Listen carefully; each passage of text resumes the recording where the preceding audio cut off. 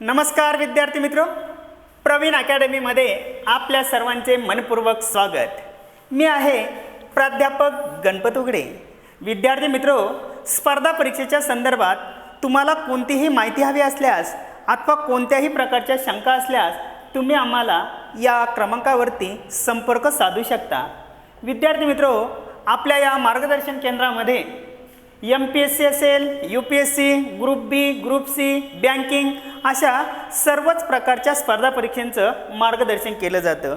विद्यार्थी मित्र हो, तुम्हाला कल्पना आहे की मराठी व्याकरणाच्या संदर्भात यापूर्वी आपण शब्दांच्या जातीचा अभ्यास केलेला आहे।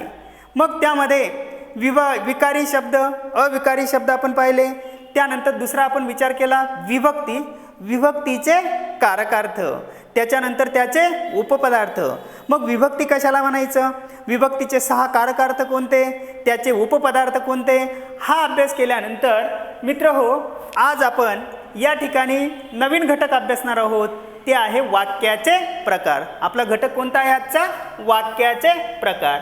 आता या वाक्याच्या प्रकारांचा विचार करत असताना वाक्य प्रकारावरती परीक्षेला प्रश्न कसे विचारले जातात, परीक्षेला प्रश्न कसे विचारले जातात, अतिशय साध्या सोप्या सरळ शब्दामध्ये मी तुम्हाला या ठिकाणी वाक्याचे 12च्या 12 प्रकार शिकवणार आहे। परंतु तुम्हाला इथे लक्षात घ्यायचं आहे की या घटकावरती परीक्षेला प्रश्न कसे विचारतात। परीक्षेला विचारलं जातं, मुलांनो आईवडिलांची आज्ञा पाळावी। काय प्रश्न विचारला? मुलांनो आईवडिलांची आज्ञा पाळावी। आणि मग इथं विचारलंय वाक्याचा प्रकार ओळखा। खाली पर्याय दिले, आज्ञार्थी वाक्य आहे, विद्यार्थी वाक्य आहे, संकेतार्थी आहे की स्वार्थी आहे। मग मित्र हो, तुम्हाला सगळ्यात पहिल्यांदा माहीत पाहिजे वाक्याचे प्रकार कशावरून पडतात। मग त्याच्यामध्ये परत तुम्हाला माहीत पाहिजे आज्ञार्थी वाक्य म्हणजे काय, विद्यार्थी वाक्य कशाला म्हणायचं, संकेतार्थी वाक्य कशाला म्हणायचं, त्याचबरोबर स्वार्थी वाक्य काय असतं, हे सगळे प्रकार तुम्हाला माहीत असणं गरजेचं आहे। आता बरेच विद्यार्थी काय करतील, मुलांनो आईवडिलांची आज्ञा पाळावी, सरळ तुम्ही काय कराल, आज्ञार्थी वाक्य कराल। परंतु आज्ञार्थी हे उत्तर इथं कसं आहे, चुकीचं आहे। या ठिकाणी मित्र हो, तुमचं उत्तर जे आहे त्या उत्तराचा जर विचार केला तर तुमचं उत्तर आहे विद्यार्थी। काय? मुलांनो आईवडिलांची आज्ञा पाळावी। आता या ठिकाणी हे जे काय पाळावी वगैरे आहे हे क्रियापद आहे। मग वाक्यामध्ये क्रियापदाच्या रूपावरून कर्तव्याचा बोध होत असेल तर त्या ठिकाणी ते वाक्य कशामध्ये जातं, विद्यार्थीमध्ये। म्हणजे तुम्हाला आत्ता शिकायचं आहे आपल्याला की वाक्याचे प्रकार कशावरून पडतात। त्याचबरोबर तुम्हाला माहीत पाहिजे आज्ञार्थी वाक्य म्हणजे काय, विद्यार्थी वाक्य कोणतं आहे, संकेतार्थी वाक्य कशाला म्हणायचं, स्वार्थी वाक्य कशाला म्हणायचं, हे आपण अभ्यासणार आहोत। त्यानंतर दुसरा प्रश्न पहा, आम्ही जातो आमच्या गावा, आम्ही जातो आमच्या गावा। वाक्याचा प्रकार ओळखा, वाक्याचा प्रकार ओळखा। आता हा विचार करत असताना प्रामुख्याने या ठिकाणी विचारलेलं आहे की हे कोणत्या प्रकारचं वाक्य आहे, कोणत्या प्रकारचं वाक्य आहे, केवल वाक्य आहे, मिश्र वाक्य आहे की संयुक्त वाक्य आहे की आकरण रूपी वाक्य आहे। कोणतं वाक्य आहे? आकरण रूपी। मग तुम्हाला माहीत पाहिजे केवल वाक्य कशाला म्हणायचं, मिश्र वाक्य कशाला म्हणायचं, संयुक्त वाक्य म्हणजे काय, आकरण रूपी वाक्य कशाला म्हणायचं। तर याचं उत्तर जसं विद्यार्थी आहे तसं याचं उत्तर कोणतं वाक्य आहे, केवल वाक्य आहे। त्यालाच शुद्ध किंवा साधं वाक्य म्हणतात। आता मग या प्रकारचे जर परीक्षेला प्रश्न विचारले जात असतील तर वाक्याचे प्रकार आणि त्याचे पोट प्रकार हे आपल्याला माहीत असणं गरजेचे आहेत। चला तर आता आपण समजून घेऊया वाक्याचे प्रकार। आता वाक्य प्रकारांचा विचार करत असताना प्रामुख्याने मित्र हो, पूर्ण अर्थाच्या बोलण्याला वाक्य म्हणतात। काय? पूर्ण अर्थाच्या बोलण्याला वाक्य म्हणतात। तो घरी गेला, माझा अभ्यास झाला, सचिनने क्रिकेटला राम राम ठोकला, लताने गाणे गायले। म्हणजे पूर्ण अर्थाच्या बोलण्याला वाक्य म्हणतात। वाक्यातील शब्दसमूह परस्पराशी कोणत्या तरी नियमांनी बांधलेला असतो। काय? वाक्यातील शब्दसमूह परस्पराशी कोणत्या तरी नियमांनी ते बांधलेले असतात। मग त्याच्यामध्ये मित्र तुम्हाला माहीत असेल की वाक्यामध्ये काय असावं लागतं, कर्ता असावा लागतो, कर्म असावं लागतं, क्रियापद असतं, लिंग असते, वचन असतं, त्यानंतर विभक्ती असते, त्यानंतर काळ असतो, काळाचा त्या ठिकाणी शब्दाचा अर्थ असतो। आणि म्हणून इथं म्हटलेलं आहे की पूर्ण अर्थाच्या बोलण्याला वाक्य म्हणतात. वाक्यातील शब्दसमूह परस्परांशी कोणत्या तरी नियमांनी बांधलेले असतात. मग कर्ता, कर्म, क्रियापद, लिंग, वचन, विभक्ती, काळ हे वेगवेगळे जे काही नियम आहे या नियमांनी काय होत असते, वाक्यरचना होते. आणि मग याचा विचार करत असताना मित्रहो, कोणत्याही वाक्याचे दोन भाग पडतात. काय सांगितलं नीट पहा बरं का. कोणतंही वाक्य घ्या, माझे वडील गावाला गेले, ताजमहल सुंदर आहे, जय अभ्यास करतो, कोणतेही वाक्य घ्या, कोणत्याही वाक्याचे किती भाग असतात, दोन भाग असतात. दोन भागामध्ये पहिला जो भाग आहे त्याला म्हटलं जातं उद्देश विभाग. पहिला भाग कोणता आहे, उद्देश विभाग. आणि दुसरा जो काय भाग आहे त्याला म्हटलं जातं विधेय विभाग. कोणत्याही वाक्याचे दोन भाग असतात. पहिला भाग असतो उद्देश विभाग आणि दुसरा भाग असतो विधेय विभाग. आता मित्र आपल्याला समजून घ्यायचं आहे की उद्देश म्हणजे काय आणि विधेय म्हणजे काय. आता उद्देशाचा विचार करत असताना आपण ज्याच्याविषयी बोलतो म्हणजेच वक्ता ज्याच्याविषयी बोलतो त्यास उद्देश असे म्हणतात. मग त्याच्यामध्ये उद्देश म्हणजे काय आहे, कर्ता. उद्देश म्हणजे काय आहे, कर्ता. वाक्यामध्ये वक्ता ज्याच्याविषयी बोलतो म्हणजेच कर्ता जो असतो त्या कर्त्याला काय म्हणायचं आहे, उद्देश विभाग असे म्हणतात. दुसरा भाग आहे विधेय विभाग. म्हणजे विधेय म्हणजे तरी काय, तर उद्देशाविषयी जे बोलतो त्यास विधेय असे म्हणतात. थोडक्यात क्रियापदाला आपण विधेय म्हणतो. क्रियापदाला काय म्हणतो, विधेय म्हणतो. मग सोप्या भाषेमध्ये कसं, वक्ता ज्याच्याविषयी बोलतो त्यास उद्देश असे म्हणतात. कर्ता हा नेहमी उद्देशाचा भाग असतो. वक्ता उद्देशाविषयी जी माहिती सांगतो त्याला काय म्हणायचं, विधेय विभाग असे म्हणतात. क्रियापद हे काय कशामध्ये असतं, विधेय विभागामध्ये असतं. आणि मग याचा भाग विचार जर केला तर उदाहरण दिलेलं आहे पहा. उदाहरण काय आहे, ताजमहल सुंदर आहे. काय सांगितलं पहा, ताजमहल सुंदर आहे. मग आता मी कशाबद्दल बोलतोय हो, ताजमहालाबद्दल बोलतोय. ताजमहाल माझा काय झाला, उद्देश विभाग झाला. आणि सुंदर आहे हा काय झाला, माझा विधेय विभाग झाला. सचिन क्रिकेट खेळतो, मी कोणाबद्दल बोलतोय, सचिन बद्दल बोलतोय. आणि काय माहिती सांगतोय, क्रिकेट खेळतो. मग वक्ता ज्याच्याविषयी बोलतो त्यास उद्देश असे म्हणतात. उद्देशाविषयी जी माहिती सांगितली जाते त्यास विधेय असे म्हणतात. मग आता पहा, कधी कधी वाक्यामध्ये एकच उद्देश आणि एकच विधेय असते.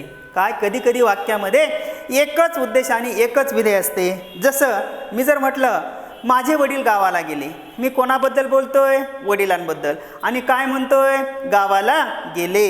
मी जर असं म्हटलं की काश्मीर हा भारताचा स्वर्ग आहे, काश्मीर हा भारताचा स्वर्ग आहे, मी कोणाबद्दल बोलतोय, काश्मीरबद्दल. आणि काय म्हणतोय, भारताचा स्वर्ग आहे. म्हणजे कधी कधी वाक्यामध्ये एकच उद्देश आणि एकच विधेय असतो, तर कधी कधी वाक्यामध्ये एकापेक्षा जास्त उद्देश आणि जास्त विधेय देखील असतात. जसं मी म्हटलं की माझे वडील, आई, ताई, बाबा, आजी गावाकडे गेले, पाहुण्यांच्या भेटी घेतल्या, शेतीची कामं केली आणि धान्य घेऊन पुन्हा नाशिकला आले.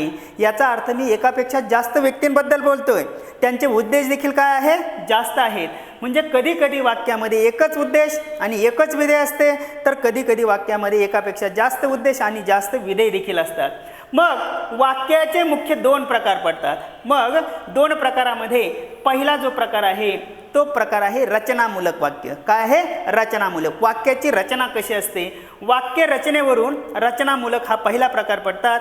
आणि दुसरा आहे अर्थमूलक. वाक्याचा जो अर्थ वगैरे आहे त्या अर्थावरून अर्थमूलक. म्हणजे वाक्याचे मुख्य प्रकार दोन आहेत. एक रचनामूलक, वाक्याच्या रचनेवरून कर्ता, कर्म, क्रियापद, कर्ता, कर्म, क्रियापद, काळ अशी वाक्याची रचना वगैरे असते. आणि दुसरं काय आहे, अर्थमूलक, म्हणजे वाक्याच्या अर्थावरून असे दोन प्रकार. मग याचा विचार करत असताना रचनामूलकमध्ये एकाच वाक्यामध्ये किती विधाने असतात, म्हणजेच उद्देश किती आहेत आणि विधेय किती आहेत. कधी कधी मी मगाशीच तुम्हाला सांगितलं की कधी कधी वाक्यामध्ये एकच उद्देश आणि एकच विधेय असतो, तर कधी कधी वाक्यामध्ये एकापेक्षा जास्त उद्देश आणि जास्त विधेय देखील असतात. आणि मग उद्देश किती आहेत आणि विधेय किती आहेत यावरून वाक्याचे रचनामूलक प्रकार तीन आहेत. तुम्हाला लक्षातच ठेवायचं आहे. पहिला प्रकार आहे केवळ वाक्य. रचनामूलक म्हणतोय वाक्याच्या रचनेवरून कर्ता, कर्म, क्रियापद, काळ, अर्थ याच्यावरून प्रकार वगैरे. तर इथं काय म्हटलेलं आहे की वाक्यात उद्देश किती आहेत आणि विधेय किती आहेत यावरून वाक्याचे रचनामूलकमध्ये प्रामुख्याने 3 प्रकार पडतात. 3 प्रकारामध्ये पहिला प्रकार आहे केवल वाक्य. त्यालाच म्हटलं जातं साधं वाक्य. त्यालाच काय म्हटलं जातं? साधं वाक्य. त्यालाच काय म्हटलं जातं? शुद्ध वाक्य. म्हणजे हा कोणता प्रकार झाला? पहिला प्रकार झाला केवल वाक्य. दुसरा प्रकार आहे मिश्र वाक्य आणि तिसरा प्रकार आहे संयुक्त वाक्य. म्हणजे काय तुमच्या लक्षात आलं? वाक्यामध्ये उद्देश किती आहेत व विधेय किती आहेत यावरून वाक्याचे मुख्य 3 प्रकार पडतात. एक आहे केवल वाक्य, त्यालाच म्हटलं जातं साधं वाक्य, त्यालाच म्हटलं जातं शुद्ध वाक्य. कधी कधी परीक्षेला शुद्ध शब्द वापरला जातो. शुद्ध वाक्याची लक्षणे किंवा शुद्ध वाक्य ओळखा. तर दुसरा प्रकार आहे मिश्र वाक्य आणि तिसरा प्रकार आहे संयुक्त वाक्य. आता मात्र मित्रहो, आपल्याला एका वाक्याचा सविस्तर अभ्यास करायचा आहे. पहिला वाक्य प्रकार आहे केवल वाक्य. कोणतं वाक्य आहे? केवल वाक्य. आता केवल वाक्य म्हणजे तरी काय किंवा साधं वाक्य म्हणजे तरी काय, शुद्ध वाक्य कशाला म्हणायचं आहे याचा आपण विचार करणार आहोत. इथं तुम्हाला लक्षातच ठेवायचं आहे की या केवल वाक्यालाच दुसरं नाव आहे शुद्ध वाक्य. कोणतं वाक्य आहे? शुद्ध वाक्य. आता पहा की केवल वाक्याचा विचार करत असताना ज्या वाक्यामध्ये एकच उद्देश म्हणजे एकच कर्ता आणि एकच विधेय म्हणजे एकच क्रियापद असतं, ज्या वाक्य प्रकारामध्ये एकच उद्देश आणि एकच विधेय असते त्या वाक्य प्रकाराला केवल वाक्य असे म्हणतात. एकच उद्देश आणि एकच विधेय. पहा, तानाजी लढता लढता मेला. तानाजी लढता लढता मेला. मी कोणाबद्दल बोलतोय? व तानाजीबद्दल बोलतोय. आणि काय म्हणतोय? लढता लढता मेला. मी या ठिकाणी तानाजी, त्याचबरोबर सूर्याजी, बाजीप्रभू देशपांडे असं काही म्हटलेलं आहे का? नाही. मी फक्त एकट्या तानाजीबद्दलच बोलतोय आणि एकच क्रिया दाखवलेली आहे, ती म्हणजे कोणती? लढण्याची. मेला हे काय झालं? क्रियापद झालं.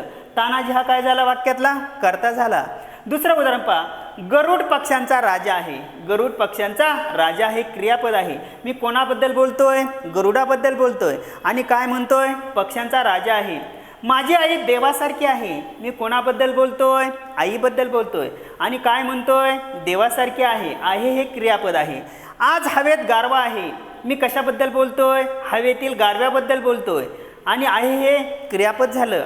आम्ही जातो आमच्या गावा. आम्ही जातो आमच्या गावा. आम्ही या ठिकाणी संत तुकाराम महाराज स्वतःबद्दल बोलतात किंवा आपण स्वतःबद्दल बोलतो. आणि काय म्हणतोय? आम्ही जातो आमच्या गावा. आता हे काय झालं? क्रियापद झालं. याचा अर्थ मित्र हो, तुमच्या लक्षात येईल ज्या वाक्यामध्ये एकच उद्देश आणि एकच विधेय असते, ज्या वाक्य प्रकारामध्ये एकच उद्देश आणि एकच विधेय असते म्हणजे एकच कर्ता असतो आणि एकच क्रियापद असतं, त्या वाक्य प्रकाराला केवल किंवा शुद्ध किंवा साधं वाक्य असे म्हणतात. व्याख्या लक्षात आली?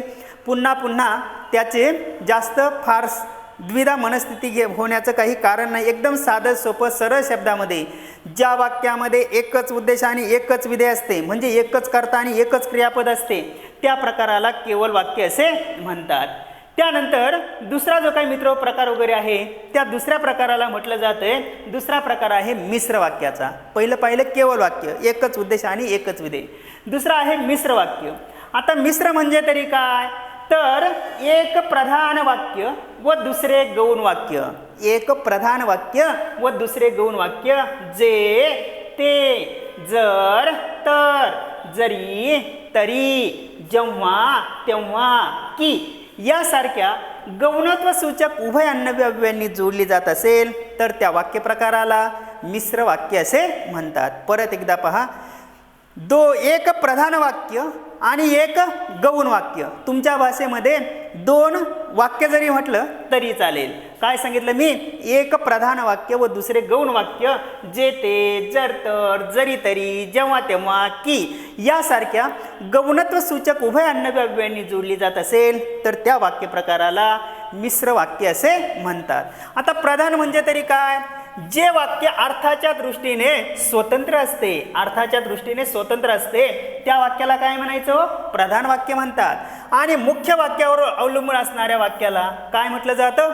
गौण वाक्य किंवा त्यालाच काय म्हटलं जातं? पोट वाक्य. आता पहा बरं का, इथं उदाहरणं दिलेली आहे. एक प्रधान वाक्य आणि दुसरे गौण वाक्य यांनी या गौणत्व सूचक उभय अन्नव्य अव्ययांनी जोडली जात असेल तर त्याला मिश्र वाक्य म्हणतात. उदाहरण पहा.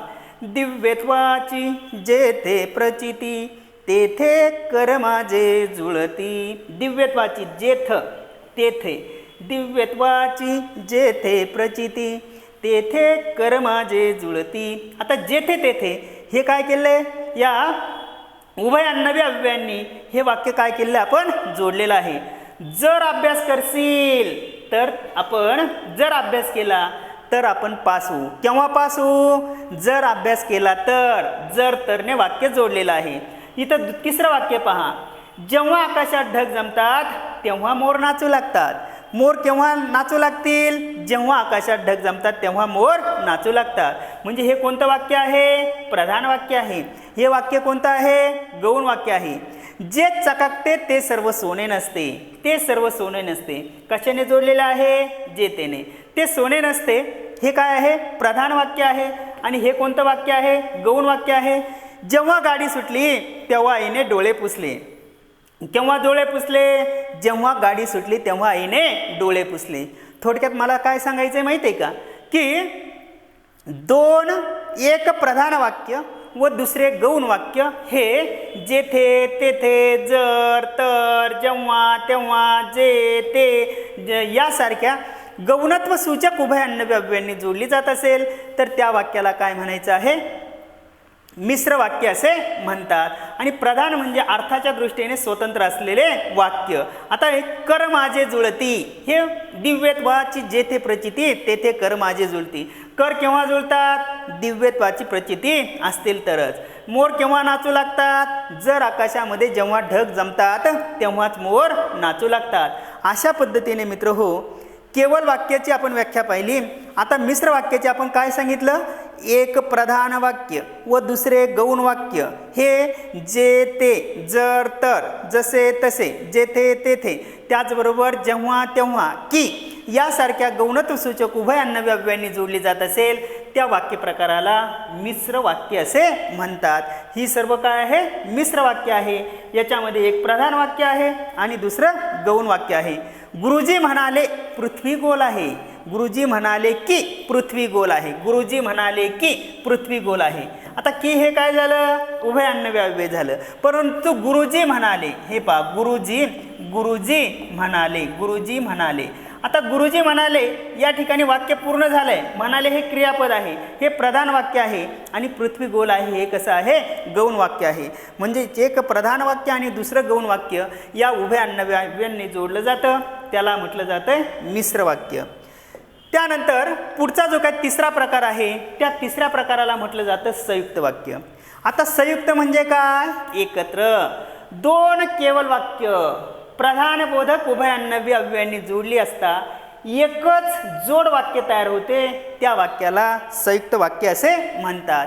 आपल्या साध्या सोप्या भाषेमध्ये काय, दोन केवळ वाक्य एकत्र जोडण्यासाठी, दोन केवळ वाक्य एकत्र जोडण्यासाठी तुम्हाला लक्षात ठेवायचं आहे. आणि काय लक्षात ठेवलं, आणि व, किंवा, किंवा त्याच्यानंतर वा, त्यानंतर म्हणून, म्हणून यासारख्या प्रधान बोधक उभय अन्नव्य अव्ययांनी दोन वाक्य जर एकत्र जोडली जात असेल तर त्याला म्हटलं जातं संयुक्त वाक्य.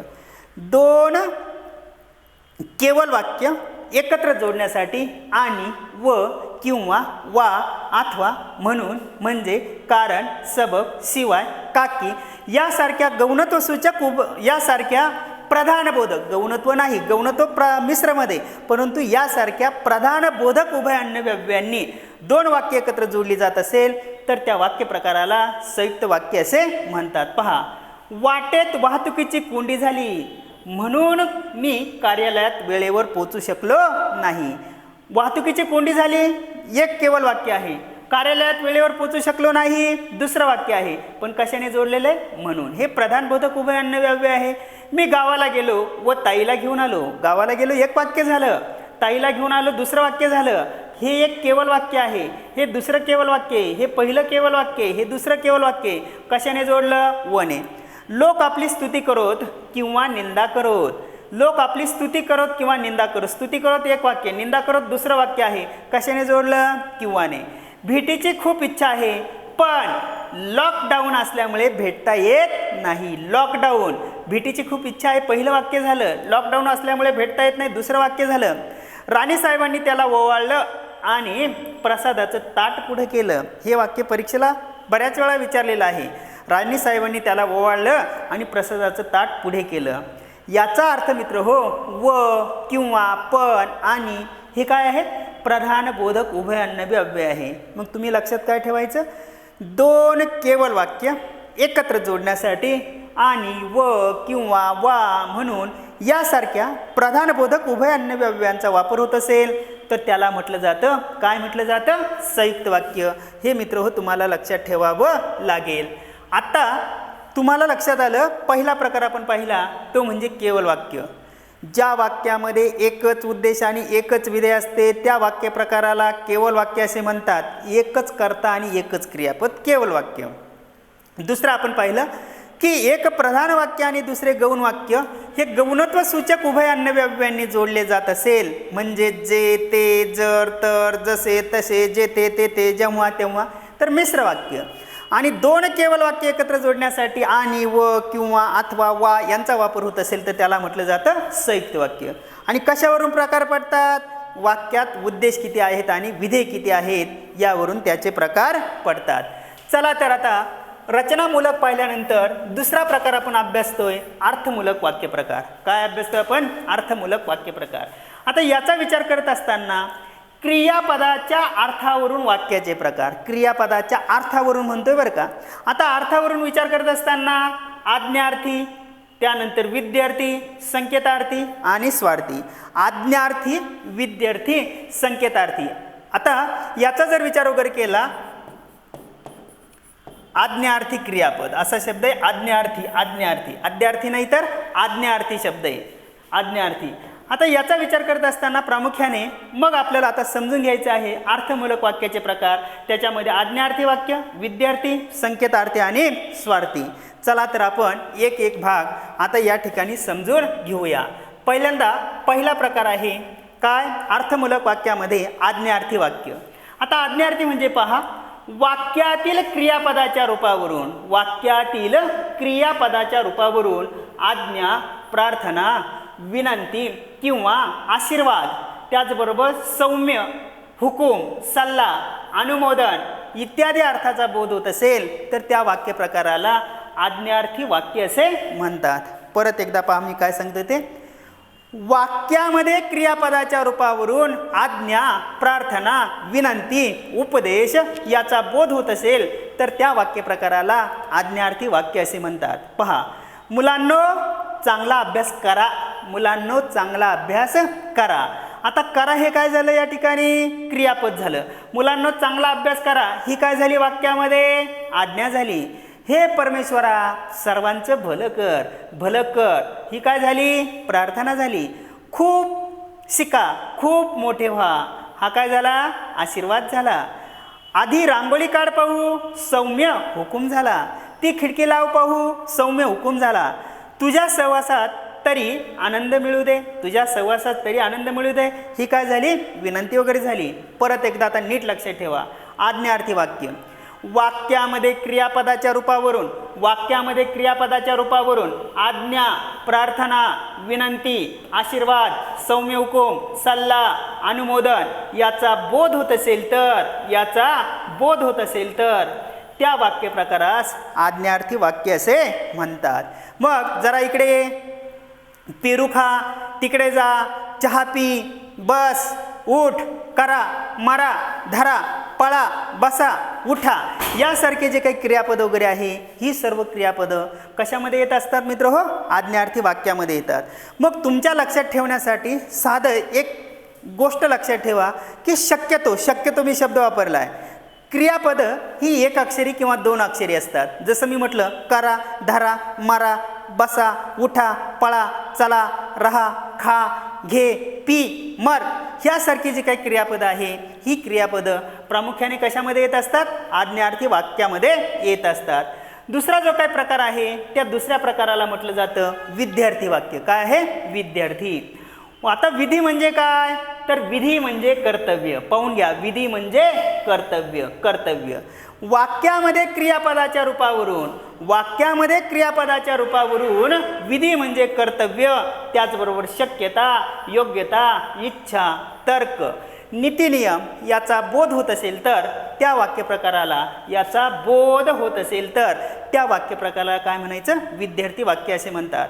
माझे मेरिट लिस्टमध्ये नाव असावे, ही काय झाली? शक्यता झाली. आता पाऊस थांबावा, ही इच्छा झाली. सर्वांनी राष्ट्रगीताचा मान राखावा, हे आपलं कर्तव्य झालं. त्याचे काम, तो हे काम करू शकतो. इथं काय आहे?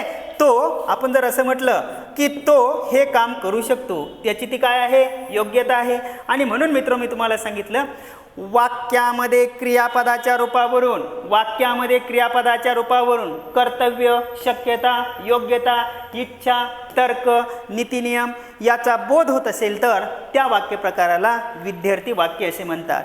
आणि विद्यार्थी वाक्य ओळखण्यासाठी जसं मी सांगितलं, आज्ञार्थीमध्ये शक्यतो, शक्यतो शब्दाकडे लक्ष द्या.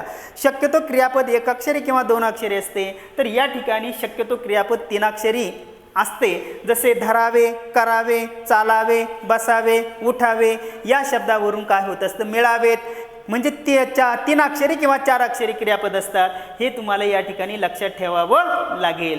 फक्त हा शब्द महत्त्वाचा आहे, विधी म्हणजे कर्तव्य. वाक्यामध्ये क्रियापदाच्या रूपावरून कर्तव्याचा, शक्यताचा, योग्यतेचा बोध होत असतो. हे सगळे जसे रस्त्याच्या डाव्या बाजूने चालावे, रस्त्याने चालणं तुमचं कर्तव्य आहे, पण डाव्या बाजूने चालणं तुमचं काय आहे? रस्त्याने चालणं तुमचा हक्क आहे, पण डाव्या बाजूने चालणं तुमचं कर्तव्य आहे. मुलांनी आईवडिलांची आज्ञा पाळावी, पाळावी, पाळावी. मूल या नात्याने तुमचं ते काय आहे? मुलगा या नात्याने तुमचं ते कर्तव्य आहे. सर्वांनी राष्ट्रगीताचा मान राखावा, भारतीय नागरिक म्हणून तुमचं ते कर्तव्य आहे. म्हणून मित्रहो, वाक्यामध्ये क्रियापदाच्या रूपावरून याचा शक्यता, योग्यता, इच्छा, कर्तव्याचा बोध होतो, म्हणून त्यास विद्यार्थी वाक्य असे म्हणतात. त्यानंतर तिसरा प्रकार आहे संकेतार्थी वाक्य. आता संकेतार्थी म्हणजे काय? वाक्यातील क्रियापदाच्या रूपावरून अमुक केले तर अमुक झाले असते, अमुक केले जाते तर अमुक झाले असते. अमुक पहा, इथं अमुक केले जाते म्हणजे अमुक केलं असतं तर तमुक झालं असतं, अशी अमुक तमुकची भाषा असते. अशा अटी, काही अटी असतात किंवा काही संकेत दर्शवले जातात, आणि याचा जर बोध होत असेल तर त्याला म्हटलं जातं संकेतार्थी वाक्य. परत एकदा पहा, वाक्यामध्ये क्रियापदाच्या रूपावरून अमुक केले तर तमुक होईल अशी जर तरची भाषा असते, काही अटी असतात, काही संकेत दर्शवले जातात, त्याला म्हटलं जातं संकेतार्थी वाक्य. परीक्षेला तुम्हाला मिश्र वाक्य, केवल वाक्य, संयुक्त वाक्य यापैकी नाही असे पर्याय दिले जातील.